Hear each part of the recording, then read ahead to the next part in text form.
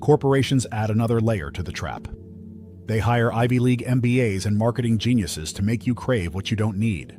That limited edition sneaker, the newest iPhone, the purse with a logo that costs more than your rent, none of it builds wealth. Every time you choose status over assets, you're signing up to make someone else rich. Remember Ecclesiastes 5:10. Whoever loves money never has enough. Whoever loves wealth is never satisfied with their income. That verse exposes why consumerism never ends. It's a treadmill designed to exhaust you. And the government? It's not innocent.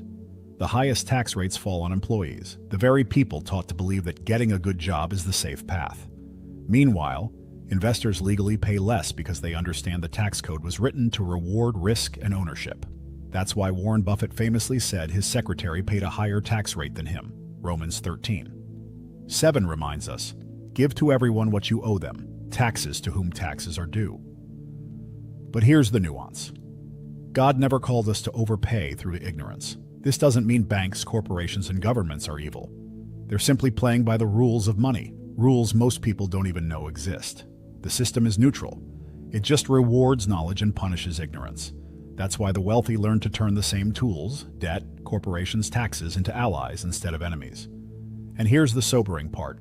Until you see the game for what it is, you'll keep thinking you're losing because of bad luck. In reality, you're losing because you're playing by rules you never even studied. Once you recognize that, you can stop being the system's pawn and start acting like a player. But that requires one painful step first. Stop pointing fingers. It's easy to blame the banks, the government, or the corporations for why you're broke. But that blame won't put money in your account. At some point, a person has to look in the mirror and admit, I'm part of the problem. That's not a comfortable realization, but it's the beginning of freedom. As long as you believe the fault is always outside, you'll never take control inside. Galatians 6:5 reminds us, for each one should carry their own load. Ownership of mistakes is the first seed of transformation. Think about how often people say, if only I made more money, my problems would disappear.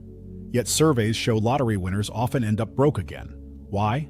Because income doesn't fix ignorance. If you spend every dollar you earn, it doesn't matter whether you make $2,000 or $200,000, you'll stay in the same cycle. Proverbs 21:20 says, the wise store up choice food and olive oil, but fools gulp theirs down. Responsibility begins with the discipline to keep what you earn.